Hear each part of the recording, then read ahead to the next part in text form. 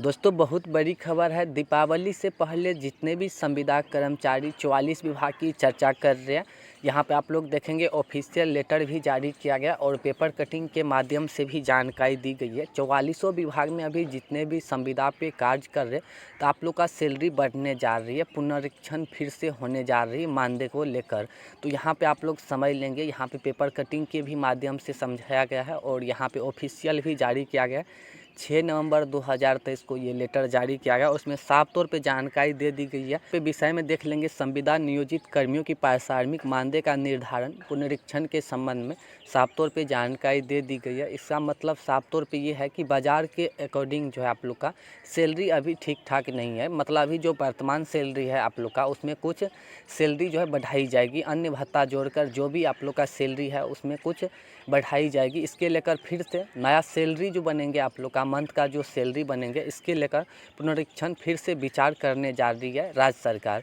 तो 44 विभाग की चर्चा की गई है और यहाँ पे समझेंगे सामान्य प्रशासन विभाग की ओर से ये लेटर जारी किया गया। सभी अपर मुख्य सचिव, प्रधान सचिव और सभी प्रमंडलीय आयुक्त, सभी जिला पदाधिकारी, यहाँ पर देखेंगे विषय में बताया जा रहा है। उपयुक्त विषय के संबंध में कहना है कि संविदा नियोजित कर्मियों की सेवा संबंधित बिंदुओं का उच्च स्तरीय समिति द्वारा की गई अनुशंसा के आलोक में सामान्य प्रशासन विभाग के संकल्प संख्या इतना दिनांक 17/9/2018 द्वारा राज्य सरकार का निर्णय संसूचित है। साथ ही उक्त संकल्प के निर्णय के आलोक में संकल्प संख्या इतना दिनांक 22/1/2021 द्वारा संविदा नियोजन की प्रक्रिया एवं मार्गदर्शन सिद्धांत निरूपित किया गया है। उक्त संकल्प संख्या इतना 22/1/2021 की कंडिका संख्या इतना में संविदा नियोजित कर्मियों के मानदेय पारिश्रमिक के निर्धारण पुनरीक्षण करने के संदर्भ में किया गया है। ये प्रावधान निम्नवत है। इसमें साफ तौर पे जानकारी दे दी गई और यहाँ पे जो भी पत्रांक संख्या है, ये नियमावली संशोधन किया गया कि आप लोग को समय समय पे सैलरी बढ़ना चाहिए। फिर से संविदा पे जो भी नियोजित कर्मचारी है तो आप लोग का मानदेय निर्धारण होने जा रही है फिर से। और यहाँ पे देखेंगे पारिश्रमिक मानदेय का निर्धारण संविदा के आधार पर नियोजित कर्मी के देय पारिश्रमिक मानदेय का निर्धारण विकास आयुक्त की अध्यक्षता में गठित एक समिति द्वारा किया जा सकेगा, जिसके सदस्य सचिव, संबंधित विभाग के सचिव, प्रधान सचिव होंगे तथा सामान्य प्रशासन विभाग के वित्त विभाग के सचिव, प्रधान सचिव इसके सदस्य होंगे। समिति निम्न 2 बिंदुओं विचार पारिश्रमिक का निर्धारण होगा। इसमें साफ तौर पर जानकारी दे दी गई है। पारिश्रमिक मानदेय फिर से जो मानदेय निर्धारण होगा तो ये विकास आयुक्त की अध्यक्षता में गठित होगा और 44 विभाग के प्रधान सचिव उसमें शामिल होंगे। और यहाँ पे देखेंगे बताया जा रहा है सामान्य प्रशासन विभाग, वित्त विभाग के सचिव, प्रधान सचिव इसके सदस्य होंगे। इसमें जानकारी दी गई है कि मानदेय जो फिर से निर्धारण होने जा रही है तो 44 विभाग के प्रधान सचिव का होना अति आवश्यक है। और यहाँ पे देखेंगे बताया जा रहा है बाजार दर, उसके बाद ख में बताया गया है सरकार में उपलब्ध सामान्य समक्ष पद के प्रारंभिक स्तर का वेतन, महंगाई भत्ता एवं मान्य भत्तों को मिलाकर समेकित रूप से प्राप्त योगफल। इसमें जानकारी दी गई आप लोग का जो भी भत्ता है सभी जोड़ के और नया मानदेय निर्धारित की जाएगी। यहाँ पे देखेंगे महत्वपूर्ण जानकारी है। उपयुक्त प्रावधान से स्पष्ट है कि संविदा नियोजित कर्मियों के पारिश्रमिक मानदेय के निर्धारण हेतु विकास आयुक्त की अध्यक्षता में समिति गठित है, जिसके सदस्य सचिव, संबंधित प्रशासनिक विभाग के अपर मुख्य सचिव, प्रधान सचिव, सचिव सदस्य होते हैं।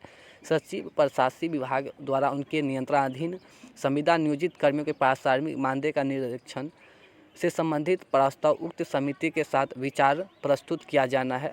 अतः अनुरोध है कि यदि प्रशासनिक विभाग कार्यालय के नियंत्रणाधीन सामान्य प्रशासन विभाग के संगम संख्या इतना दिनांक इतना सपठित प्रावधानों के तहत संविदा नियोजित कर्मियों के पारिश्रमिक मानदेय का निर्धारण पुनरीक्षण उपयुक्त कंडिका इतना में वर्णित प्रावधान के आलोक में नहीं किया गया तो इस संदर्भ में अग्रसर कार्यवाही की जाएगी। इसमें साफ तौर पे जानकारी दी गई है ये अगर मानदेय पुनरीक्षण नहीं होते तो इस पर जल्द ही कार्यवाही की जाएगी। तो केंद्र सरकार की ओर से ये फैसला आया है। जितने भी विभाग है बिहार में संविदा पे टोटल 44 विभाग है और 44 विभाग की चर्चा की गई है कि मानदेय फिर से जो है निर्धारित की जाए, पुराने जो भी मानदेय उसमें कुछ बढ़ाया जाए। तो आप लोग को फिर से मानदेय में जो है इंक्रीज की जाएगी, बढ़ाई जाएगी आप लोग की सैलरी। इसके लेकर 44 विभाग के प्रधान सचिव की बहुत बड़ी बैठक होने जा रही है और उसमें 44 विभाग की जो है आप लोग का सैलरी बढ़ने जा रही है। आप लोग यहाँ पे पेपर कटिंग के माध्यम से भी समझ लीजिए। नवंबर 2023 का हिंदुस्तान पेपर कटिंग है। यहाँ पे देखिए बताया जा रहा है तैयारी, राज्य सरकार संविदा कर्मियों का मानदेय बढ़ाएगी। यहाँ पे बताइए राज्य सरकार संविदा कर्मियों की मानदेय बढ़ाएगी, बिहार सरकार जो आप लोग को मानदेय बढ़ाएगी। यहाँ पे देखिए बताया जा रहा है राज्य सरकार के विभिन्न कार्यालयों में संविदा पर नियोजित कर्मियों का मानदेय और पारिश्रमिक बढ़ेगा। राज्य सरकार ने संविदा पर नियोजित कर्मियों के मानदेय प्राथमिक के निर्धारण और पुनरीक्षण का निर्णय लिया गया। इसके लिए विकास आयुक्त की अध्यक्षता में कमेटी गठित की गई है। कमेटी के सदस्य सचिव सभी संबंधित विभागों के प्रधान सचिव या सचिव होंगे। सामान्य प्रशासन विभाग एवं वित्त विभाग के प्रधान सचिव या सचिव भी इसके सदस्य बनाए गए हैं। राज्य सरकार ने अपने सभी विभागों से कहा है कि मानदेय का निर्धारण आज की तारीख में उचित नहीं लग रहा है। अभी जो आप लोग का सैलरी है तो ये उचित नहीं है बाज़ार के अकॉर्डिंग, और सैलरी को लेकर जो है सभी डिपार्टमेंट और कुछ ऐसे डिपार्टमेंट है जो अभी सड़क पर भी उतर चुकी है। तो सरकार की नज़र में है कि आप लोग जो भी संविदा कर्मी है तो आप लोग को सैलरी कुछ बढ़ाया जाए।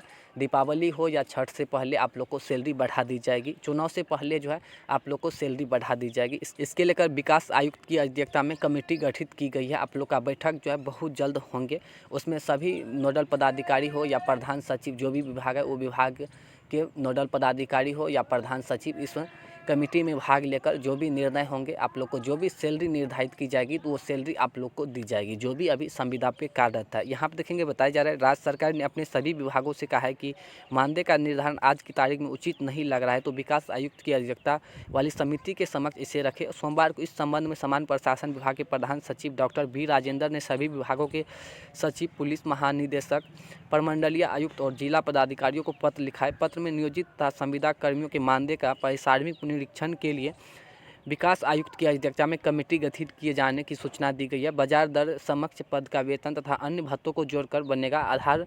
यहाँ पर देखेंगे बताया जा रहा है कि जो आप लोग को सैलरी बढ़ेंगे तो यहाँ पे देखेंगे बाज़ार की जो अभी दर है, जैसे जो नियमित सरकारी कर्मचारी है उसके अकॉर्डिंग ही आप लोग को सैलरी दी जाएगी, ठीक है।